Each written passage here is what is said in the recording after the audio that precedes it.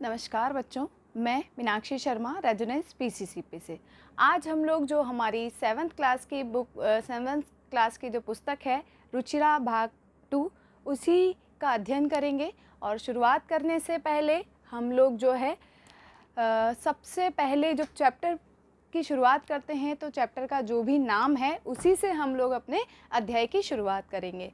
आप लोगों ने संस्कृत में 6th क्लास में थोड़ा बहुत तो पढ़ा ही होगा, उसी को आधार बना करके आज हम लोग अपना 7th क्लास का जो अध्ययन है उसको करेंगे। जब हम इस अध्याय को पढ़ेंगे तो इसमें बीच बीच में जो भी ग्रामर के शब्द हैं उनको भी साथ के साथ हम लोग करते जाएंगे। तो सबसे पहले आइए हम लोग शुरू करते हैं। जो हमारा पहला प्रथमः पाठ है उससे शुरू करते हैं। तो पाठ का नाम है सुभाषितानी।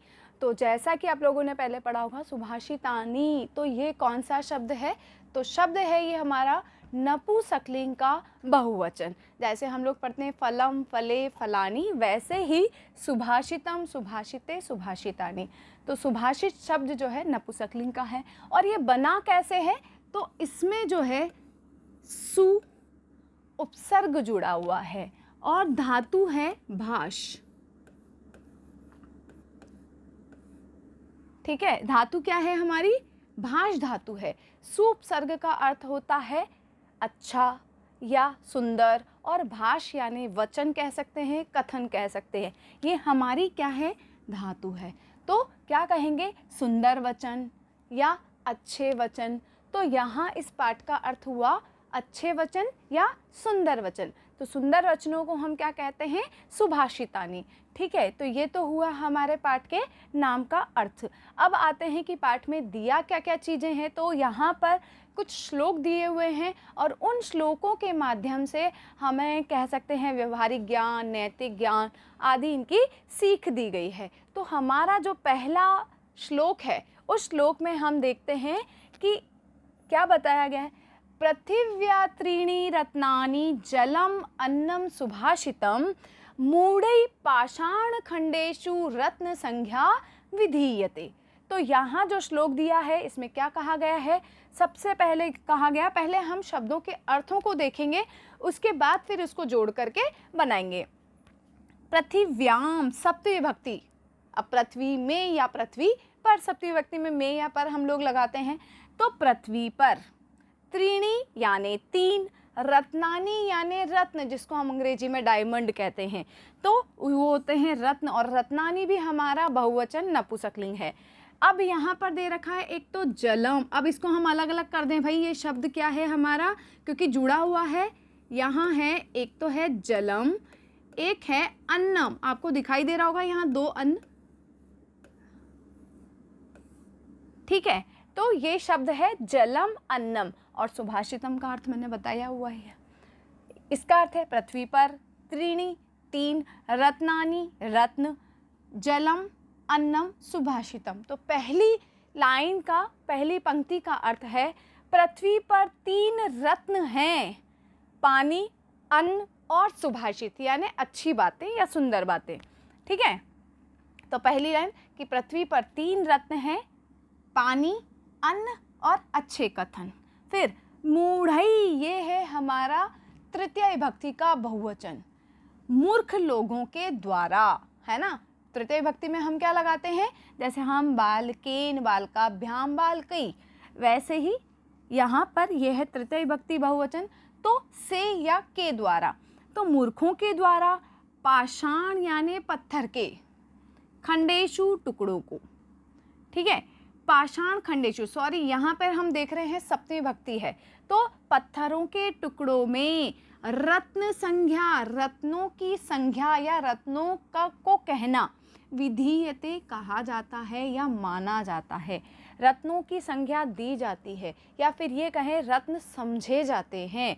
तो मूर्ख व्यक्ति क्या करते हैं? पत्थरों के टुकड़ों में रत्नों की संज्ञा मानते हैं कि ये जो पत्थर के टुकड़े हैं, जो कि हम जैसे हम देखते हैं ना, हीरा है, पन्ना है, नीलम है, उनको रत्न कहते हैं, बल्कि वो रत्न नहीं है। क्या रत्न है हमारी पृथ्वी पर? जल, अन्न और अच्छी बातें। ठीक है, तो पहले श्लोक में हमें ये शिक्षा दी गई है कि हमें ये जो रत्न हैं, जैसे कि हीरा है, पन्ना है, नीलम है, हमें इनको रत्न नहीं, हम जैसे इनको अलमारी में संभाल के रखते हैं ना, तो उनको रखने की जगह हमें जल का जो है उसका संरक्षण करना चाहिए, उसका दुरुपयोग नहीं करना चाहिए, अन्न का दुरुपयोग नहीं करना चाहिए। हमेशा अच्छे कथनों का वचन करना चाहिए, अच्छे कथन बोलने चाहिए। ये क्योंकि आप देखो कि अगर आपके पास कोई भी ये जो रत्न मूर्ख लोगों के द्वारा जो माने गए हैं, अगर वो आपके पास है लेकिन आपके पास भोजन नहीं है, आपके पास पीने को पानी नहीं है, किसी जंगल में जाकर के आप फंस गए हैं और वहाँ पानी बिल्कुल नहीं है और आपने बहुत डायमंड की अंगूठियाँ पहन रखी है, तो उससे काम आपका नहीं चल सकता। आपको जीने के लिए, अपने जीवन को सुरक्षित रखने के लिए इनकी आवश्यकता होती है। तो यहाँ पर यही शिक्षा दी गई है हमें कि हमें जो है पानी को, अन्न को और अच्छे कथनों को संभाल करके रखना चाहिए, इनका सदुपयोग करना चाहिए और पत्थरों के टुकड़ों को रत्न नहीं मानना चाहिए। ठीक है, तो पहले श्लोक का अगर हम शब्द से शब्द के अनुसार अगर अर्थ लिखेंगे तो क्या लिखेंगे कि पृथ्वी पर 3 रत्न हैं, पानी, अन्न और अच्छी बातें, लेकिन मूर्खों के द्वारा पत्थरों के टुकड़ों में रत्नों की संज्ञा दी जाती है। ठीक है, अब विधीयते कही जाती है या दी जाती है, दोनों लिख सकते हैं। ठीक है, तो ये हुआ हमारा पहला श्लोक। अब आते हैं हम हमारे दूसरे श्लोक की ओर। तो दूसरे श्लोक में हम लोग देखते हैं, इसको थोड़ा सा ऊपर लेते हैं। ठीक है, दूसरे श्लोक में कहा गया है सत्येन धार्यते पृथ्वी, सत्येन तपते रवि, सत्येन वाति वायुश्च सर्वम सत्ये प्रतिष्ठितम। दूसरे श्लोक में सबसे ज़्यादा आपको जैसे कि श्लोक में दिखाई दे रहा होगा, सत्य शब्द का बार बार प्रयोग किया गया है और अधिकतर जो 3 जगह दिया हुआ है वहाँ तो तृतीय विभक्ति एक वचन दे रखा है और एक जगह सप्तमी दे रखा है, सप्तमी एक वचन। ठीक है, तो हम जब इन तीनों का अर्थ करेंगे तो से या के द्वारा लगाएंगे। सत्येन, सत्य, इसका अर्थ क्या होगा? सत्य के द्वारा या सत्य से, धार्यते, धारण की जाती है, पृथ्वी यानी पृथ्वी, धरती। ठीक है, फिर इसके अर्थ हो गए सत्येन, सत्य के द्वारा धारण की जाती है पृथ्वी, फिर सत्य के द्वारा तपते यानी तपता है, तपना यानी सूर्य, सूर्य रवि यानी सूर्य, तो तपता है, तपन देता है। ठीक है, तो क्या कहा? सत्य के द्वारा तपता है सूर्य। फिर सत्येन, सत्य के द्वारा, वाति यानी बहती है। अब यहाँ दे रखा है वायु और पीछे दे रखा है श और च, तो हम क्या करेंगे? वायु और ये जो हमारा श है ये तो किस में बदल जाएगा? विसर्ग में, और च अलग हो जाएगा। ठीक है, च अव्यय है हमारा, इसका अर्थ होता है और। सर्वम सब कुछ, सत्य यानी सत्य में, प्रतिष्ठितम यानी स्थित है। अब ये तो हो गए शब्दार्थ, अर्थ हम देखते हैं। सत्येन, सत्य के द्वारा, धार्यते, धारण की जाती है, पृथ्वी यानी पृथ्वी, धरती। तो पहले हम इन तीनों का अर्थ लिखेंगे, जब लिखते समय क्रम से लिखेंगे, और इसमें सबसे पहला सत्य के द्वारा पृथ्वी धारण की जाती है या सत्य से पृथ्वी धारण की जाती है। ठीक है, फिर दूसरे इसमें लिखेंगे हम ये, सत्य के द्वारा रवि यानी सूर्य, तपते यानी तपता है, सत्य से ही सूर्य तपता है या सत्य के द्वारा ही सूर्य तपता है। ठीक है, फिर तीसरे में हम लिखेंगे, अब यहाँ च आ गया। ठीक है, तो अब यहाँ ये दोनों लाइन लिखने के बाद हम लेंगे च, च का अर्थ होता है और सत्य से ही वायु बहती है या सत्य के द्वारा ही, मैंने वाती का अर्थ बताया ना, बहती है।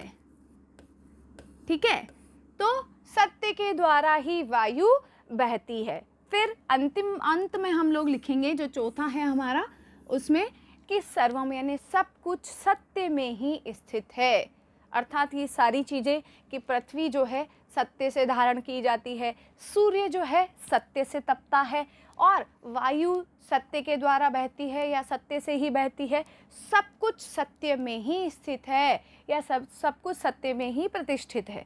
ठीक है, तो ये हमारा दूसरा श्लोक हो गया। यहाँ पर इस श्लोक में हमें सत्य की महिमा के बारे में बताया गया है कि जब तक इस संसार में सच्चाई है, सत्य स्थित है, तो ये सारी चीज़ें हैं जो अपने क्रम में चलती रहेंगी। ठीक है, पहले पृथ्वी के बारे में बताया कि पृथ्वी जो है सत्य से ही धारण की जाती है, सूर्य जो है वो भी सत्य से ही तपता है। तीसरा कहा कि जो वायु बहती है वो भी सत्य के द्वारा या सत्य से बहती है।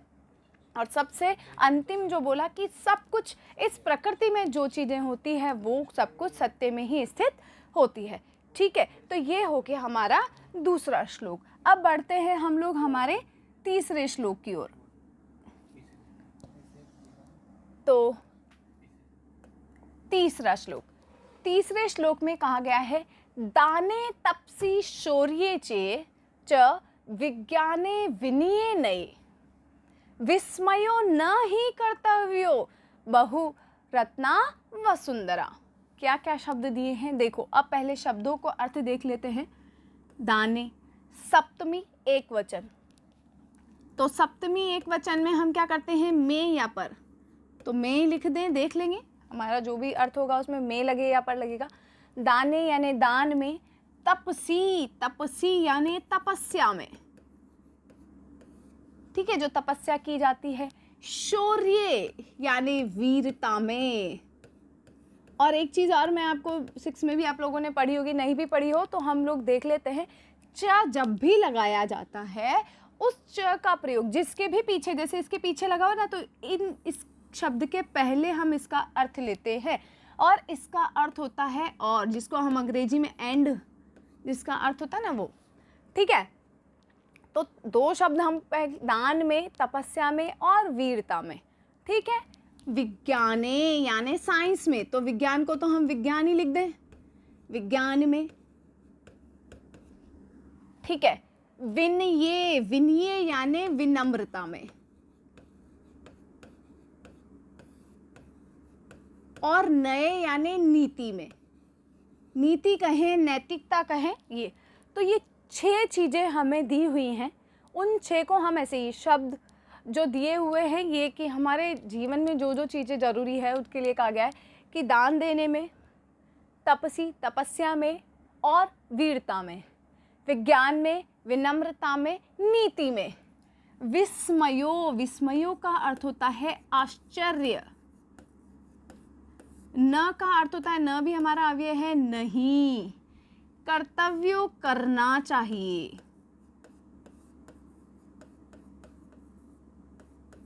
ठीक है, बहुरत्ना वसुंधरा, बहुरत्ना यानी बहुत रत्नों वाली।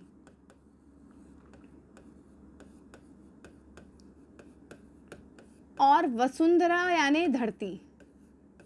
ठीक है, अब इसको हम क्रम से जमा लेते हैं। पहले तो ऊपर वाले शब्द तो वैसे के वैसे ही कहेंगे कि दान में, तपस्या में और वीरता में, विज्ञान में, विनम्रता, नीति में आश्चर्य नहीं करना चाहिए, क्योंकि अब ये जो ही अर्थ है ये हमारे क्योंकि अर्थ को देगा।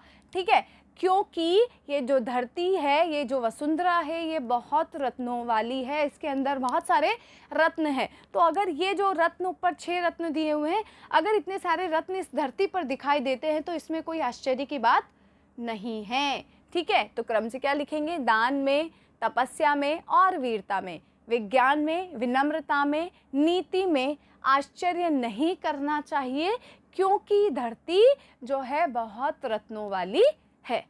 ठीक है, तो ये हो गया हमारा श्लोक नंबर 3। अब आते हैं हम लोग हमारे श्लोक नंबर 4 की ओर। तो यहाँ पर श्लोक नंबर 4 में जो सज्जन व्यक्ति होते हैं उन्हीं की महिमा बताते हुए कह रहे हैं कि सद भी एव। अब इसको हम अलग अलग करेंगे ताकि हम अर्थ समझने में हमें आसानी हो। ठीक है, इसको कैसे लिख सकते हैं हम, सद भी, और ये जो र है ये बदल जाएगा हमारा विसर्ग में और शब्द निकलेगा एव। तो कैसे निकला, तो मैं आपको यहाँ देखो, आपको दिखाई दे रहा होगा ये शब्द,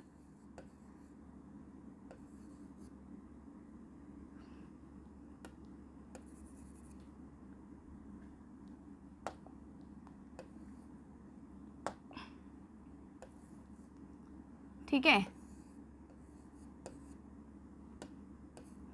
पूरा ही रेस कर देते हैं। यहाँ इसको अलग करने के लिए हम क्या करेंगे, ये जो इसमें द है ये हमारा आधा है और भ में ई की मात्रा है, ये तो हमने अलग कर दिया। फिर हमारे पास बच रहा है रेव, ऐसे करो तो ज़्यादा आसान होगा। ठीक है, ये बच रहा है। तो अब हम इस र में जो र है उसको हम किस में बदल देंगे, विसर्ग में। तो बचा र में ए की मात्रा बची, तो ए और व। अब ये क्यों बदला, तभी तो हमारा अर्थ निकलेगा। सद्भी का मतलब होता है सज्जन, ठीक है, सज्जन, सतजन, जो अच्छे लोग हैं उनके लिए। और एव हमारा अव्यय है जिसका अर्थ होता है ही, ठीक है, और इसका अर्थ हुआ सज्जन। अब ये भी तृतीय विभक्ति में, तो सज्जनों, सज्जनों के साथ ही, ठीक है। तो क्या कहा, सद्भी एव, सज्जनों के साथ ही। साहसीत, साहसीत का मतलब होता है रहना चाहिए या बैठना चाहिए। फिर वापस सद्भी, सज्जनों के द्वारा या सज्जनों से। कुर्वीत यानी करना चाहिए। संगतिम यानी संगति, उनके साथ रहने के लिए कह रहे हैं। पहले तो कहा उनके साथ रहना चाहिए, फिर उनके साथ संगति करनी चाहिए। संगति का मतलब उन्हीं के साथ मित्रता करनी चाहिए, ठीक है। उन्हीं की जो अभी हम मित्रों के साथ कहते हैं ना कि कैसी संगति में बैठो, अपने अच्छे मित्र की संगति बनाओ, तो यहाँ पर भी वो ही कहा गया है कि उनके साथ ही रहना चाहिए, उन्हीं के साथ हमें जो है संगति करनी चाहिए। फिर कहा सद्भी, सज्जनों के साथ। विवादम, विवादम का अर्थ होता है झगड़ा या लड़ाई, ठीक है। और मैत्री यानी मित्रता, दोनों विपरीत शब्द हैं, विवाद और मित्रता। उसके बीच में दिया जाएगा इसका च का, हम यहाँ लगा देंगे। झगड़ा और मित्रता करनी चाहिए। अब ये जो शब्द है इसको अलग निकालने के लिए हम क्या करेंगे, यहाँ दे रखा है न और असद्भी, ना दे रखा है ना, तो न धन असद्भी, ठीक है। तो न का अर्थ तो नहीं, और जब सद्भी का मतलब सज्जन होते हैं तो असद्भी यानी दुर्जन, ठीक है। ये इसका विपरीत हो गया, विलोम शब्द हो गया। न असद्भी नहीं करना चाहिए, दुर्जन यानी असद्भी यानी दुर्जनों के साथ। किंचिद आचरेत, इसको भी भाई हम अलग अलग कर ले, तो इसको अलग कैसे करेंगे, तो इसको हम करेंगे इस तरीके से।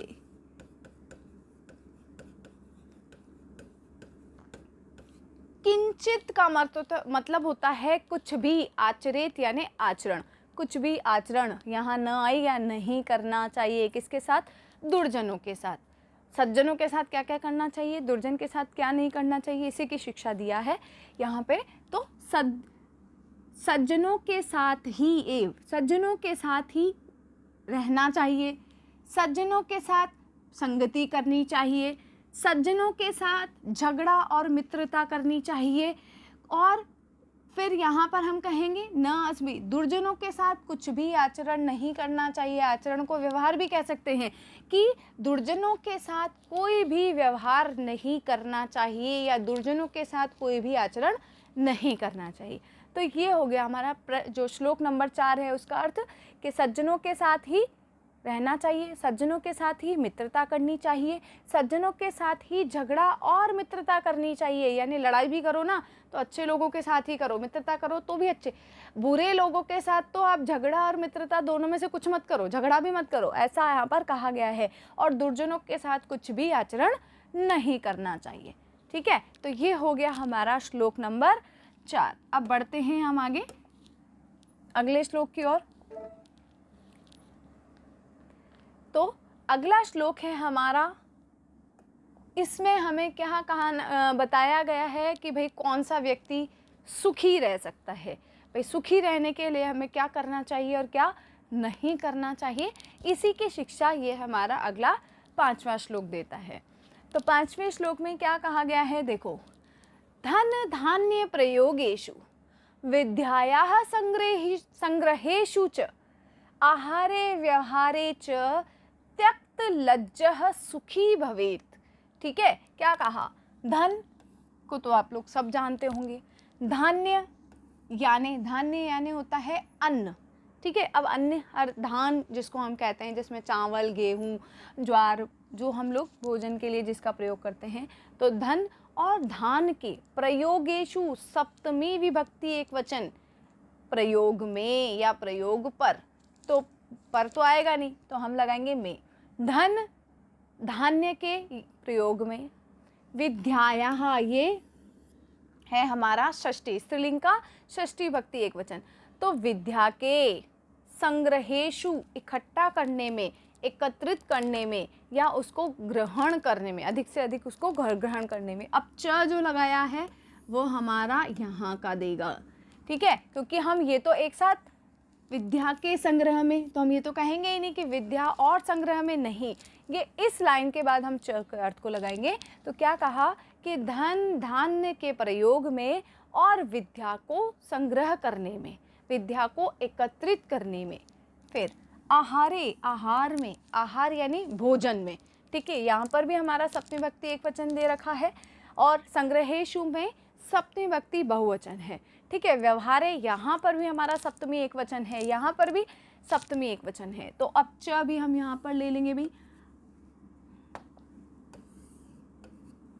तो आहारे, आहार में यानी भोजन करने में, व्यवहारे, व्यवहार में, आचरण में, आहार में और व्यवहार में। त्यक्त, त्यक्त यानी त्याग देना, लज्ज यानी लज्जा, ठीक है, लज्जा यानी शर्म,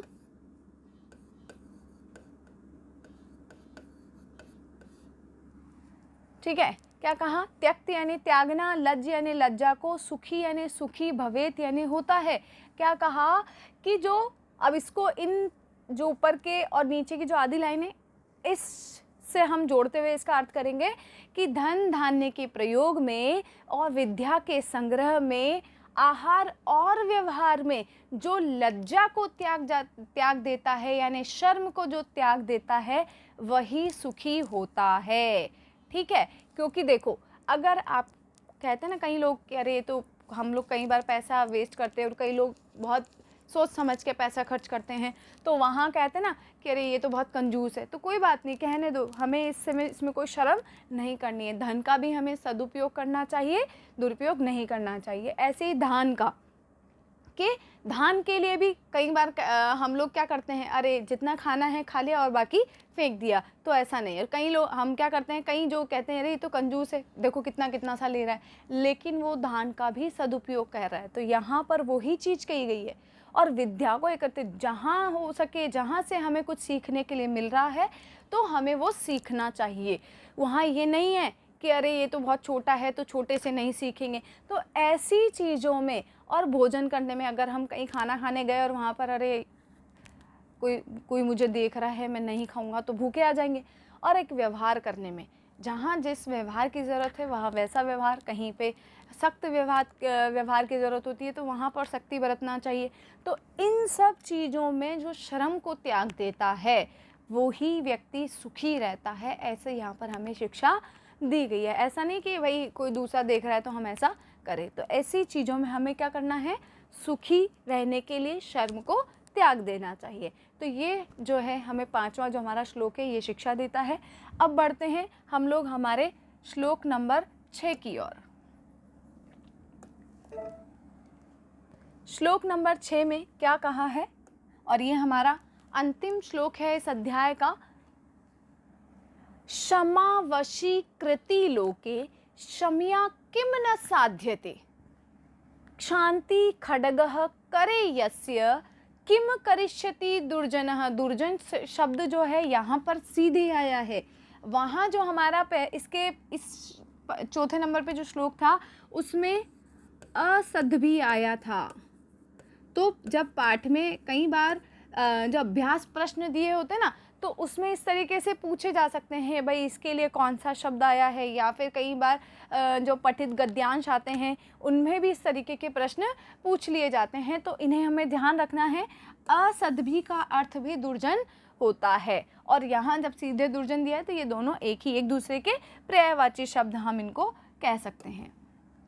तो देखो, क्षमा यानी माफ़ी, ठीक है, या क्षमा को क्षमा भी कहें, एक कोई वो अलग शब्द तो होगा नहीं। वशीकृति, वशीकरण, वश में करने वाली। और लोके यानी होता है संसार, लोक यानी संसार, और संसार की यहाँ सप्तमी विभक्ति दे रखी है। संसार कह दो, जगत कह दो, संसार में, ठीक है, कि इस संसार में या संसार में क्षमा जो है, माफ़ी जो है, वो एक वशीकरण है। क्षमा ऐसा है जो सबको अपने वश में कर सकता है, ठीक है।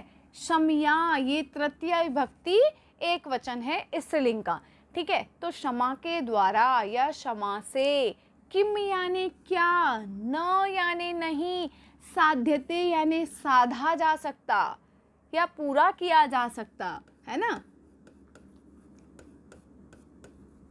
ये तो यहाँ पर क्षमा जो शब्द है, सॉरी जो अंग्रेजी में हम जिसको कहते हैं, कि उसी की महिमा बताते हुए, उसी की शक्ति बताते हुए कहा गया है कि इस संसार में या संसार में, दोनों में से कह सकते हैं कि संसार में क्षमा वशीकरण है। क्षमा के द्वारा क्या नहीं किया जा सकता, क्या नहीं साधा जा सकता, ठीक है, अर्थात सब कुछ किया जा सकता है। शांति, तो शांति शब्द रहेगा, इसके लिए तो कोई अलग अर्थ होगा नहीं। खड्ग यानी होती है तलवार, और करे यानी होता है हाथ। अब यहाँ पर भी सप्तमी विभक्ति है तो हम में यहाँ पर लगाएंगे, ठीक है। हाथ में, यस्य का अर्थ होता है जिसके, ये सर्वनाम है भाई, कि जिसके हाथ में शांति रूपी तलवार है, जिसके हाथ में शांति रूपी तलवार है। दुर्जनः किम करिष्यति, दुर्जनः यानी बुरे व्यक्ति या दुर्जन व्यक्ति, उसका किम यानी क्या, करिष्यति यानी कर सकते हैं। करिष्यति में क्या है, क्री धातु से बना है, और ये हमारा करिष्यति कौन सा लकार है, तो ये हमारा लृट लकार है, यानी ये भविष्यत काल को बताता है, क्या कर सकता है, कि दुर्जन उसका क्या कर सकता है। तो क्षमा की क्या बताया कि संसार में क्षमा सबसे बड़ा वशीकरण है। क्षमा के द्वारा क्या नहीं किया जा सकता या क्या नहीं साधा जा सकता, जिसके हाथ में, यस्य से लेंगे, जिसके हाथ में शांति रूपी तलवार है, दुर्जन उसका क्या कर सकता है या क्या बिगाड़ सकता है। तो ये हो गया हमारा अंतिम श्लोक। तो जो इसकी अभ्यास प्रश्न है वो हम लोग नेक्स्ट क्लास में करेंगे। आज की क्लास, ये जो अध्याय हमारा यहीं समाप्त होता है, और आज की क्लास भी हम लोग यहीं समाप्त करते हैं।